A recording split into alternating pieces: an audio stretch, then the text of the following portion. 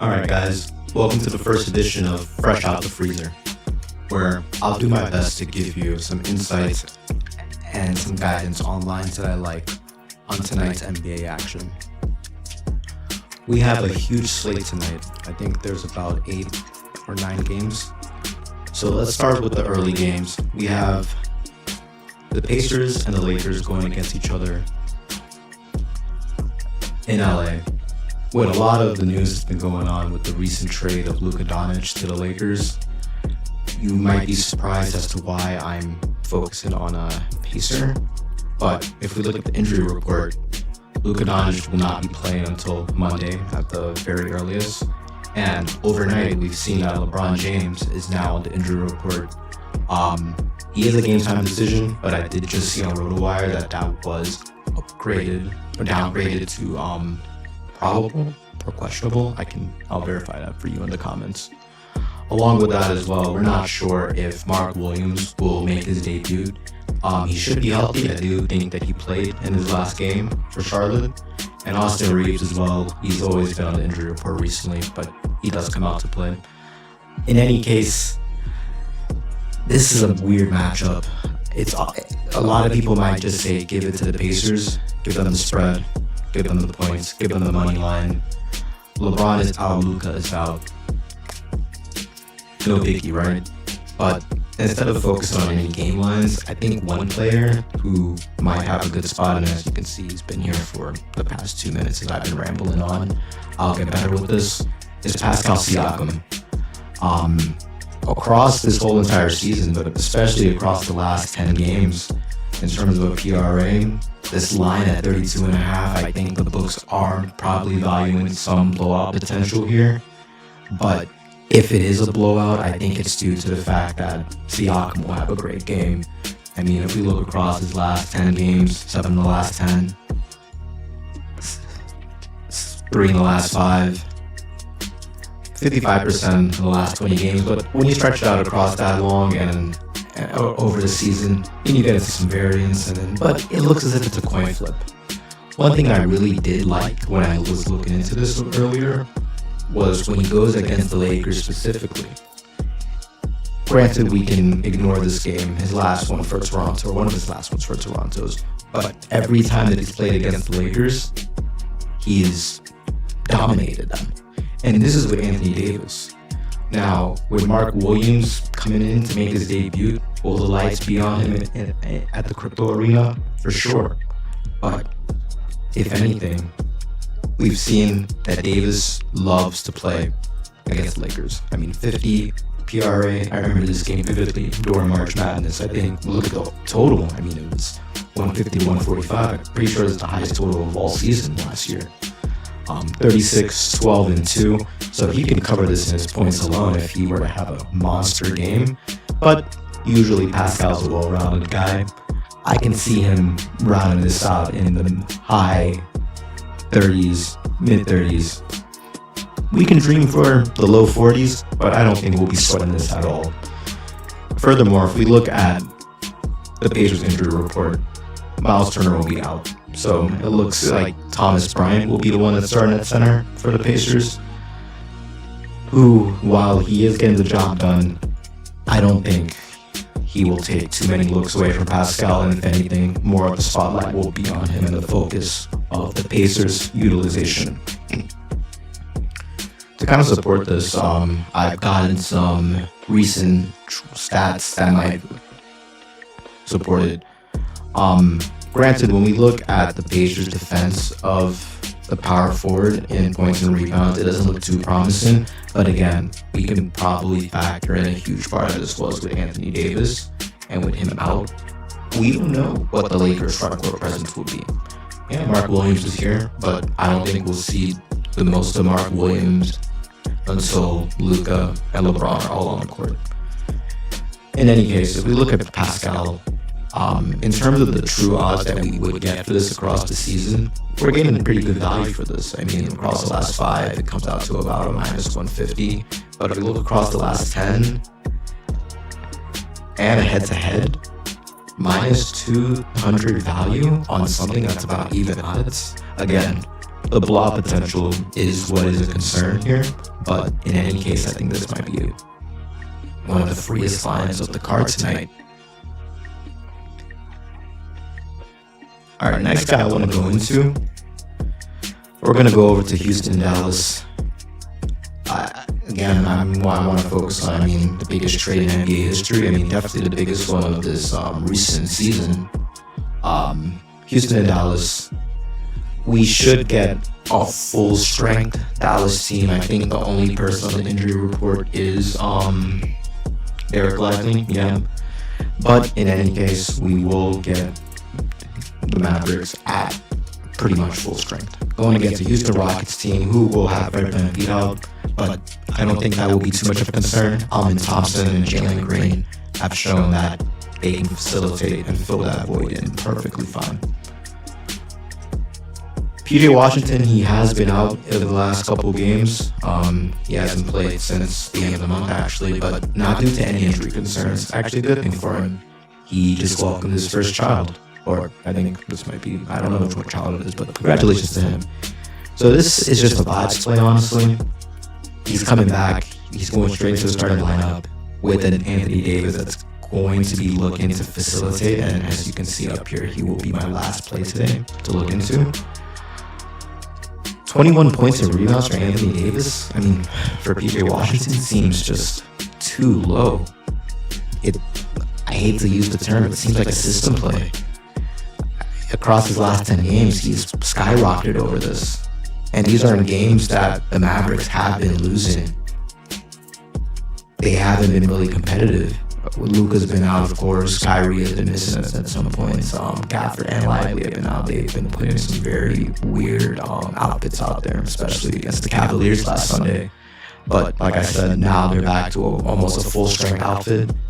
For him to just do his part and come in with 21 points and rebounds, this might be a halftime cash to support this. We do see that the Rockets do rank in 12th and 13th respectively in points and rebounds to the power forward position. Of course, with Anthony Davis coming in, where Washington will exactly play is to be known. I don't think he will be playing at a power forward, maybe small forward, but nonetheless, we will see him doing his 3-and-D action. We can't get any odds value for this because he's just been so consistent with this across the season. Closest thing we can get is from the whole entire season itself, where we get at a -133. And then last season, we can't really look into it because half of that does compound his time at the Hornets. Again, this is another line where we're beating the value on. If we look at recent players that the Rockets have gone against in terms of points and rebounds, we've seen that 21 is well within sight. Naz Reid, of course, big 3-and-D guy, playing more of a role now in Minnesota recently with Randall injured. Zaire Williams, blowout. Not really much to look into. Even though the Nets did win that game, everyone thought it would be a blowout, but they got upset. Josh Hart does Josh Hart things, right? Zaire Williams again, and I think this was about 2 games back-to-back with the Brooklyn Nets have beat the Rockets on. So I think next time they play each other, we might want to look into that as a get-back spot, or maybe just see if the books still want to respect Brooklyn and get in some real good value from that. But again, we look across power forwards, and they all come well within that 21, depending on who plays more. If it's in blowout spots, I wouldn't be worried too much about Tobias Harris. I haven't been dead on him, honestly. Dean Wade, he plays a rotational role. Evan Mobley, I don't think this game was too competitive, or he might not have done that much. If we look at his PRA 16, I think Mobley just didn't have a good game at all. So I think PJ Washington, 21 points and rebounds. The man just had a kid. We saw what Obi Toppin did in Paris after he just had his child. I think he went off for about 21 or 22 points and rebounds. I think he had 15 points in the first quarter alone, or 10 points in the first quarter, I think 15 across the first half. In any case, let's go off to our last one. The eyebrow himself, Mr. AD. This, again, vibes play. I will, in the future, not give you guys as many vibes play and try to give you things that go perfectly well with matchups, but it's a matinee Saturday NBA. I might be doing another video later, so let's just get something out there. Rockets, they defend the power forward position amazingly. They're fifth in the league. And of course, when we look across Davis's last couple of games, it doesn't look too promising at all. I mean, head-to-head, 0% across the season. Only 4 out of 10 games, 43%. I mean, 2 out of the last 10, 1 out of the last 5, 8 of the last 20. Again, complete vibes play. I think Anthony Davis, as much as we've been talking about Luka, he must feel shafted by this move. He had long urged to go to Los Angeles when he was in New Orleans, and he got his dream. I think he thought, and everyone thought, that he would retire as a Laker, and especially once LeBron had gone into the sunset, it would be the AD show plus whoever would have been acquired afterwards. So for him to be traded, I know he must definitely feel some type of way. Of course, the upward is like, I think he must have read. No, that was Andrew Wiggins. But in any case, and AD is going to get his wish in Dallas. He's always been wishing for centers. He's wanting to play with a center, a more prominent center. He does not want to be the focal guy that is always being looked at by the big men. Granted, he was probably hoping that Rob and them in Los Angeles would have traded to get LeBron and him some help. That wouldn't be the case. He's in Dallas now, and I think while it might not look too good, I mean, he's not necessarily a fan favorite by any stretch of the imagination, but again, when you have a generational talent like Luka Doncic, who is going to be one of the faces of the league over the next 10, 15 years, you can understand where those fans are coming from.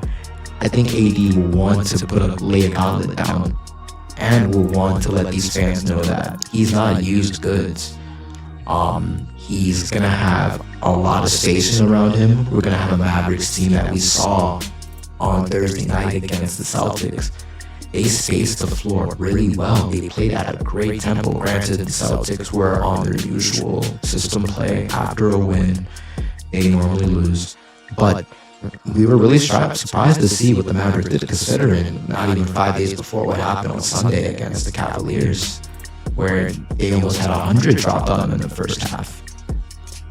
I think AD will, of course, have to deal with a lot of rim protection from Sengun, but he will have a lot of options to facilitate. Kyrie, PJ Washington, the before mentioned, and even Klay Thompson. He might be looking for a sneaky 3 here and there.